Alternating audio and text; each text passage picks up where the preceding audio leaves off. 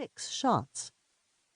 On October 23, 1619, Nur Jahan mounted an elephant and settled into the howdah, the elaborate litter on the animal's back, holding a musket. The mahout, the elephant handler, led her along the sandy track toward the forest.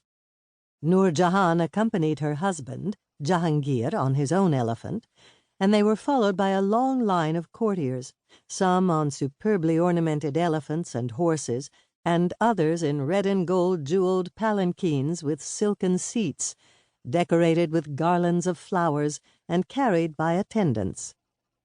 Portraits of Nur Jahan from the period suggest that she was wearing a regal turban, much like the ones favored by the emperor and distinguished noblemen, but highly unusual for a woman.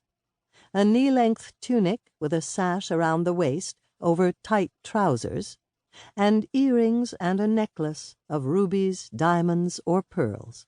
Her shoes were open at the back, exposing the henna designs on her feet. At 42, she was still praised by her contemporaries for her luminous beauty. Local hunters on foot guided the party past fields of barley, peas, and cotton, lush from the recent rains. Along the way they spotted herds of cattle, goats, and blackbuck with long corkscrew horns. When they reached the forest, the emperor and empress could barely see beyond the dense wall of creepers, bushes, and trees, lofty nim, thorny babul, and many others. The hunters showed the empress and her retinue the spot where the tiger was likely to appear, and they waited. Soon Nur's elephant, in the lead, began groaning and stepping nervously from side to side. The mahout couldn't make it stand still, and Nur Jahan's howdah lurched precariously. From his own elephant, Jahangir looked on, silent and focused. Later, he would recall the moment in the Jahangirnama, the Memoirs of Jahangir, a journal he began when he ascended to the throne in 1605 that would serve as the public record of his reign. An elephant is not at ease when it smells a tiger, and is continually in movement, he wrote, and to hit with a gun from a litter is a very difficult matter. The tiger emerged from the trees. Nur lifted her musket, aimed between the animal's eyes, and pulled the trigger. Despite the swaying of her elephant, one shot was enough. The tiger fell to the ground, killed instantly. Jahangir was delighted. A woman shooting publicly was rare. A woman shooting with such expertise was unheard of. Nur's shooting skill wasn't the only thing that made her highly unusual. She held a position in the empire never before filled by a woman, co-sovereign.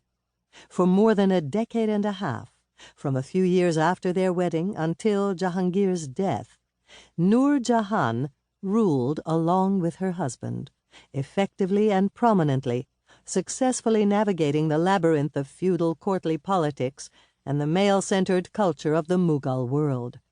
She issued her own imperial orders, and coins of the realm bore her name along with her husband's. In Islamic thought and practice, the edicts and the coins were convincing technical signs of sovereignty. Furthermore, Nur sat where no other Mughal queen had sat before, or would after, in the Jaroha, an elaborately carved balcony projecting from the palace wall from which government business was conducted. Subjects gathered below the Jaroha to pray for her health, and getting a look at her was considered auspicious. More important, nobles sometimes presented themselves below the imperial balcony and listened to her dictates, according to a contemporary historian. At last, her authority reached such a pass that the king was such only in name. Repeatedly he gave out that he bestowed the sovereignty on Nur Jahan Begum.